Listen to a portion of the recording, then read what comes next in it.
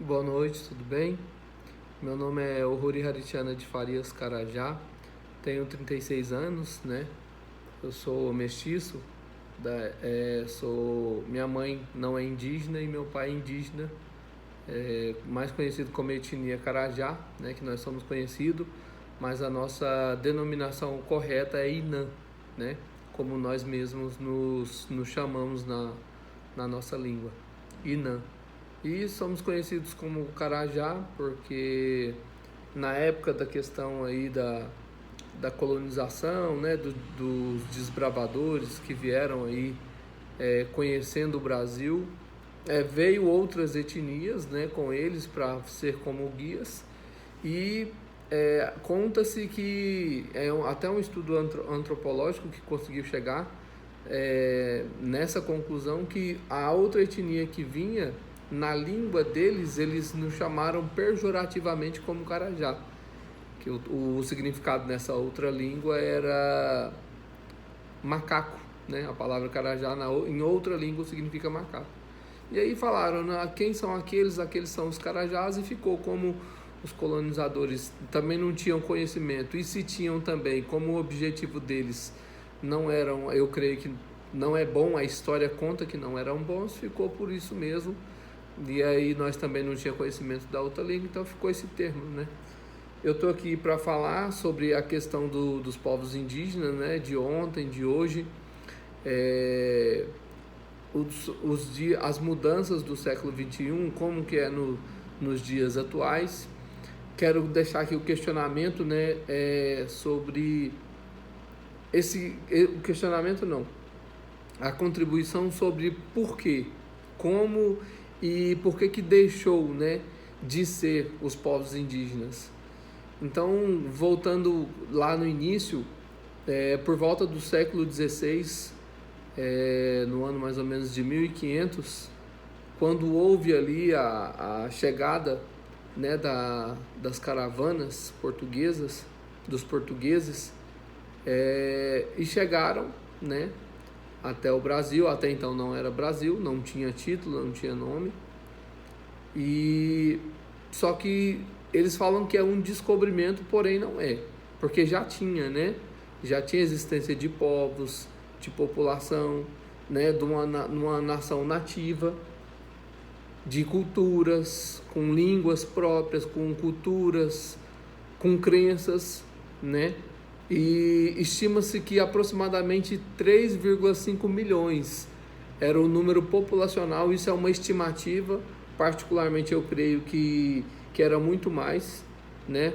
Isso é só uma estimativa, mas era muito mais, porque o país, o Brasil atualmente hoje, ele é delimitado, né? Mas anteriormente não tinha essa delimitação, né? Então, assim, a gente é um país atualmente considerado como continental, mas era muito grande sem divisão, então eu creio que não tinha como quantificar, né?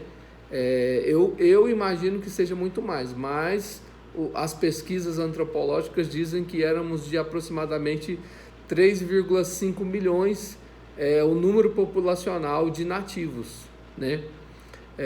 Que era dividido em 4 grupos, né? 4 grandes grupos, que era os tupis, o G, que eram chamados de tapuia e depois descobriram que era o G, Aruaque e Caraíba.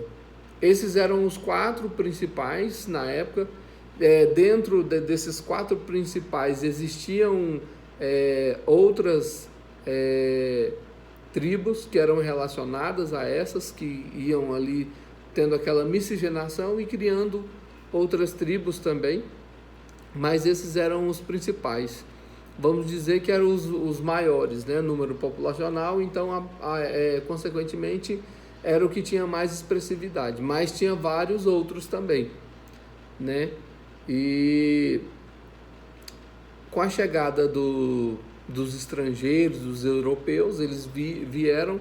A princípio, a história diz que o objetivo não era chegar até o Brasil, eles estavam indo ali para a Índia, né, para o país da Índia, e a princípio eles fizeram uma rota diferente, se perderam e acharam, entre aspas, é claro, essa nova terra, né? Fomos lá, na história conta que a princípio era chamada de terra de Veracruz. Isso é ligado a uma questão religiosa, né? Porque nessas caravanas tinha os missionários, os jesuítas, naquela época eram jesuítas, chegaram, viram uma terra, digamos assim, virgem. O termo que eu falo virgem é no termo de que ela era totalmente natural, ela não tinha hoje o que tem a questão do desmatamento, né? Tinha frutas naturais, animais silvestres, que até então não tinha extinção de animais, que atualmente nós temos animais que já foram extintos, animais em extinção, em processo de extinção, né?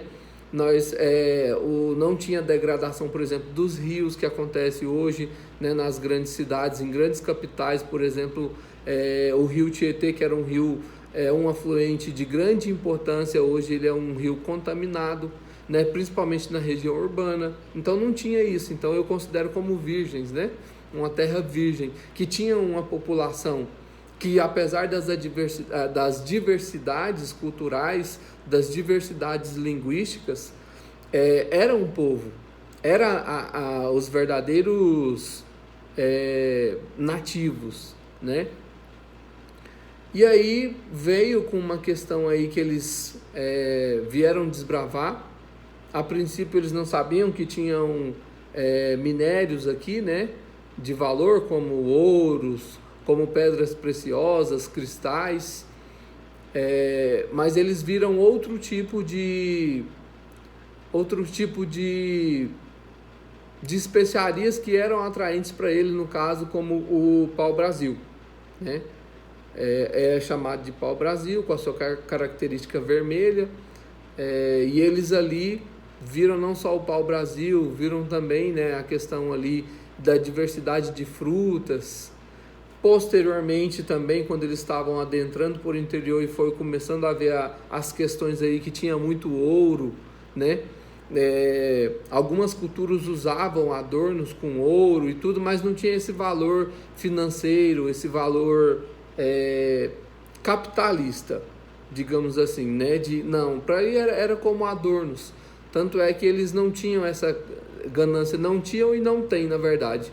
Só se nós formos observar as culturas nativas atuais, dos indígenas atuais, até hoje preservam isso, de não ter essa questão aí de eu vou trabalhar para conquistar, para adquirir dinheiro, para acumular dinheiro. Não, ele vive ainda assim. Eu vejo atualmente as características, eu vivo o hoje, eu vivo para comer hoje, amanhã já é outro dia. Isso eu vejo muito até nos dias atuais. Atualmente nós temos, segundo o IBGE, um número populacional de 1.693.535, dados do IBGE do último censo de 2022. Isso não é nem 1% do total da população brasileira atual. Isso dá uma estimativa de 0,83%, né? E divididos em 226 povos. Esse percentual de 1.693.535 dividido em 226 povos.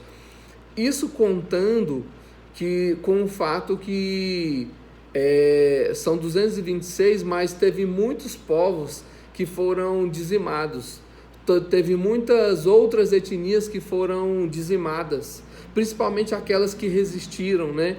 Aquelas que não se deixaram se subjugar, aquelas que preferiam o combate, né, para preservar a questão da sua liberdade, né, o seu direito de liberdade, que já tinha esse consenso de liberdade. Cada tribo tinha o seu território, cada tribo tinha ali entre eles a sua delimitação, né, e eles respeitavam ali. Lógico, quando acontecia de um grupo maior, igual no caso dos tupis, que foi bem na época que os portugueses, né, os europeus chegaram, eles estavam recém-chegados ali no litoral, e eles tinham uma outra nação, uma outra tribo naquela época ali, considerada como tribo, um termo até é considerado como um termo jocoso, mas é porque a gente não entende o significado mesmo da palavra. Mas uma outra tribo de menor expressão populacional.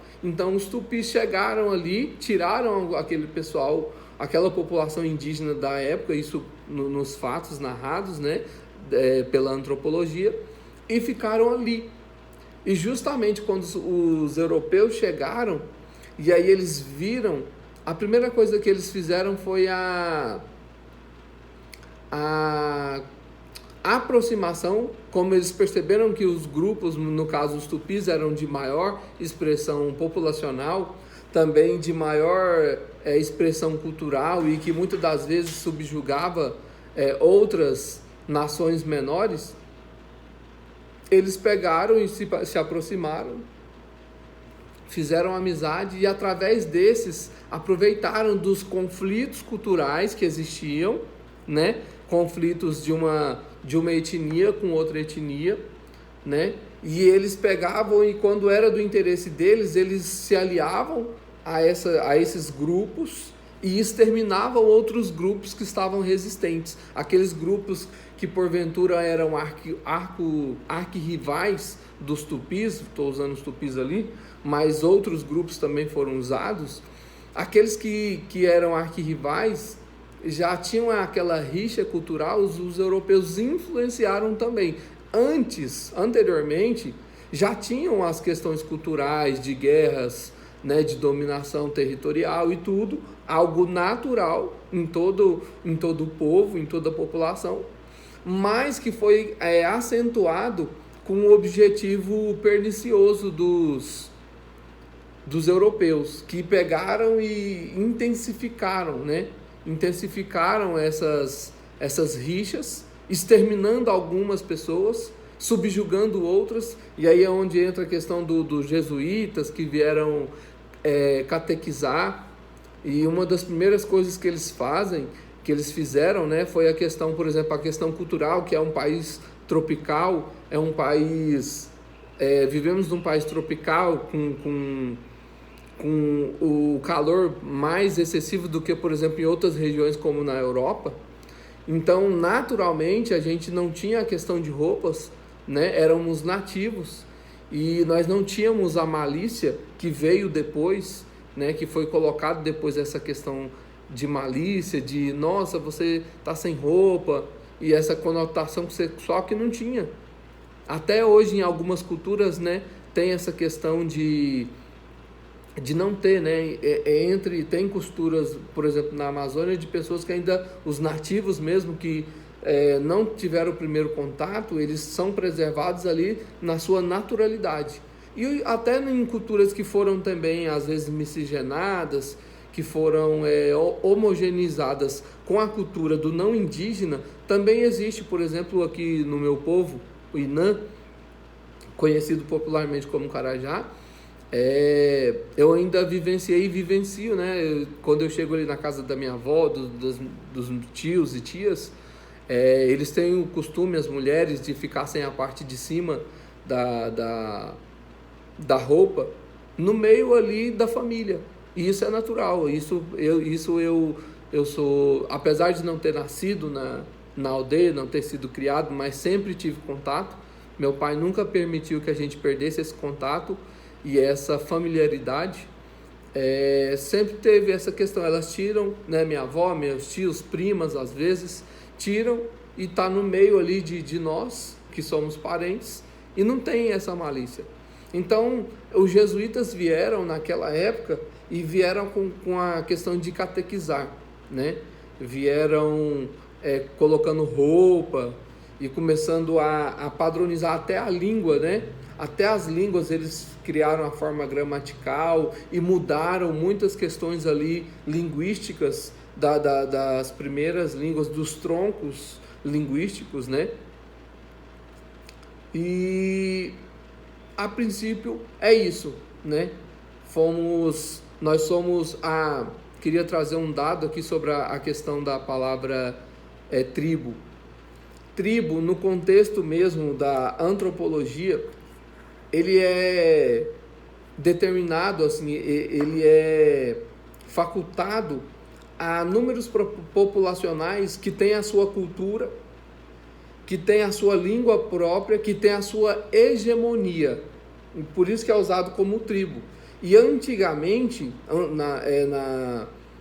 a humanidade, a sociedade antiga, mais primitiva, eram tribos ali que eram constituídas por famílias que iam crescendo, iam se fortalecendo. Geralmente os nômades ali, eles iam também, quanto maior o número de famílias e de homens naquela época para poder lutar, eles eram considerados como tribos, né? Tem os arcadianos, que já eram um povo mais desenvolvido, mas era uma tribo, os arcadianos. Tinha o pessoal mais antigo dos egípcios, não quando ele era constituído ali como um povo, mas como tribo também, bem no início ali, se a gente for estudar, né? Tem os mais conhecidos também, o povo que então era uma tribo, que veio ali a ser a tribo do povo hebreu, depois se tornou a nação de Israel, hoje atualmente o povo de Judá. Isso são só exemplos, né? Principalmente na Europa tinha, né, aquelas divisões entre os próprios europeus das tribos, que elas se dividiam porque tinham culturas diferentes, línguas diferentes, apesar de estar no mesmo continente. Hoje em dia é tratado como um termo pejorativo, né? Eu particularmente não trato como um termo pejorativo, né? Hoje, qual é a sua tribo, né? Porque ainda assim, nos dias atuais, o meu povo, por exemplo, Inã, temos a nossa língua, ainda preservamos a nossa língua, temos a nossa questão cultural, ainda preservamos nossa questão cultural, de crenças, de ritos, de passagem e crenças da nossa própria origem. Nós temos a hegemonia no meio do nosso povo, nós temos uma hegemoneidade cultural. Então, dentro desse termo antropológico, para mim, na minha visão, o termo tribo, ele não é considerado um termo pejorativo. Tem outras ideias, outros pensamentos que considera como termo pejorativo. Já na questão da palavra índio, né, foi muito usado também esse termo quando chegou aqui, o termo índio. Não, o índio, eles são os índios. Tem uma parte da história que explica que esse termo índio era usado porque como eles iam e faziam comércio lá com o país da Índia, e tinha esse termo usado lá, eles praticamente dizem que tem uma característica fisionômica, e aí começaram, em vez de chamar a Índia, que já era um outro povo, como era um novo povo, entre aspas, descoberto, começaram a usar esse termo índio, né? Assim diz nas pesquisas também da história. Aí sim eu considero um termo mais pejorativo, porque se você for fazer uma pesquisa, não tem uma origem da palavra índio em si, né? Índio em si, um termo como, por exemplo, da palavra tribo, tem um significado, tem um porquê, mas o termo índio não. Agora, o termo indígena, que aí há pouco tempo, né, nós fomos pelo estudo, com o avanço dos estudos sobre os povos nativos, povos originários, veio o termo indígena, que pela ONU, né, é considerado indígena o povo herdeiro de uma terra. Vocês podem fazer essa pesquisa que vocês vão achar. O povo herdeiro de uma terra, né? Ou o povo cujo qual tem a legalidade, ou tem o real... Como é que eu posso dizer um termo aqui que me fugiu? Eles são os verdadeiros herdeiros de uma terra, que estavam de um povo que antecedeu eles. No caso, nós indígenas, existiam os nossos ancestrais, né? Essa cultura que nós temos já é uma cultura mais miscigenada, mas os nossos antepassados, há 500 anos atrás, os nossos ancestrais nos deixaram uma herança. Então nós somos indígenas porque, no termo da ONU, Organização das Nações Unidas, nós somos considerados indígenas porque somos herdeiros, nós temos história, nós temos ancestralidade, nós temos uma cultura que veio de anos atrás. Porque 1500 foi quando foi falado que foi a descoberta, mas nós estávamos aqui muito mais do que o ano 1500, muito mais. Nós somos um povo milenar, nós temos uma história, uma hegemonia, né? Eu queria mais falar agora sobre o meu povo, contextualizando o século XXI. Nós temos aí algumas questões equivocadas, de preconceitos, sobre a questão cultural, né? Sobre a nossa cultura é uma cultura atrasada, é uma cultura congelada, que o índio pertence ao passado. Por isso que geralmente o termo índio, eles são usados nesse sentido. Quando as pessoas querem nos ofender, eles falam índio. Eu já vi muito isso. O brasileiro não é índio. E isso tudo está fora do contexto da realidade. Porque o povo brasileiro é miscigenado, ou seja, é uma mistura de raças. Mas se tem uma raça, se tem uma nação, melhor termo para usar, nação que já tinha, que não veio de fora, somos nós indígenas. Nós já estávamos aqui. Então a miscigenação com os europeus que não são daqui, os africanos que também não são daqui, vieram, e com o passar do avanço do desbravamento, outras nações vieram, né? E aí houve a miscigenação, e aí se tornou o país que é hoje o Brasil, né? Mas a gente já tínhamos aqui nações, inclusive, porque na Europa existem as nações ali, um grande continente com culturas diferentes, línguas diferentes. Aqui também já tinha. As tribos que tinham, na verdade, eram nações. Cada um tinha a sua língua, cada um tinha a sua cultura. Poderia até ter alguns traços que se pareciam, mas no cerne, cada um tinha a sua diferença cultural, né, que distinguia um povo do outro.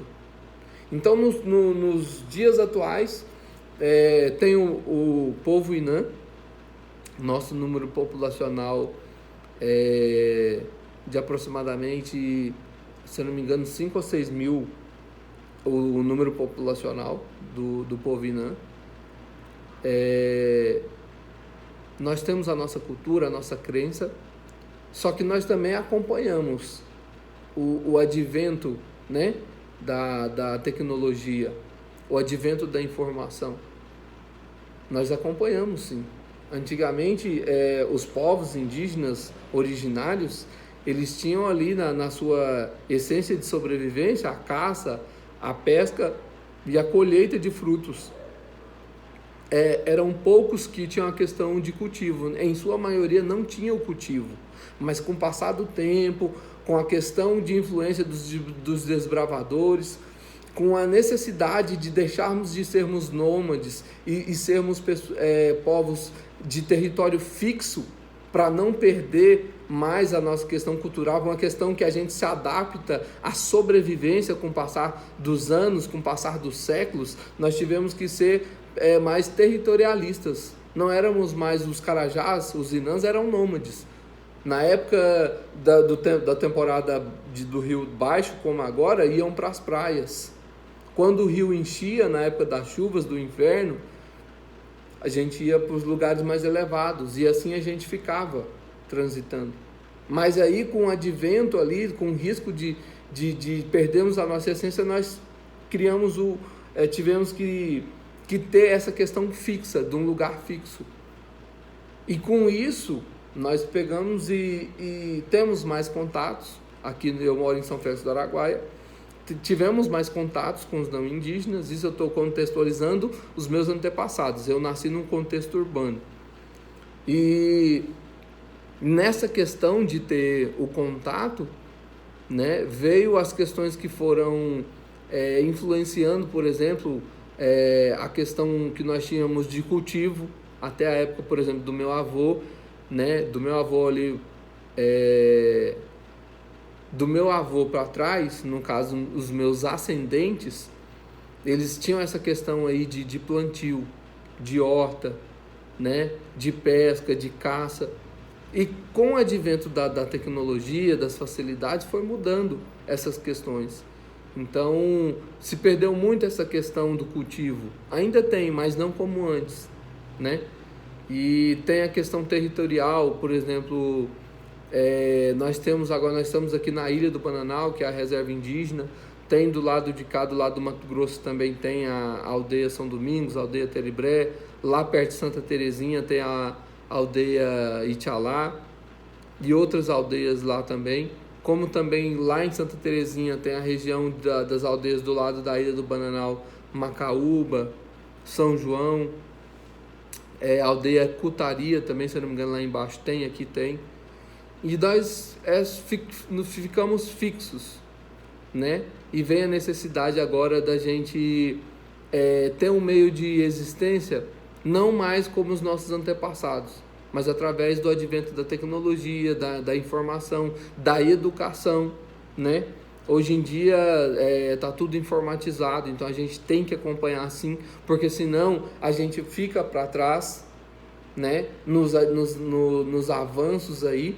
Nós já temos uma questão de briga, de luta, melhor dizendo, porque nós somos discriminados. Isso eu pude ver quando eu vim para cá. Eu morava em Goiânia e vim para cá para trabalhar na saúde indígena, e aqui foi um ponto forte que eu percebi que realmente existe a questão do preconceito, né?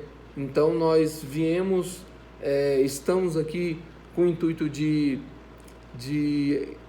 abrir os olhos da juventude, da necessidade de estudar, de se aprimorar, de buscar conhecimento, de buscar uma formação, não só para a sua questão pessoal, não só para a sua conquista pessoal, que é válido também, mas também para contribuir com o seu povo, com a sua descendência, com seus ascendentes e descendentes, com a posteridade também, né?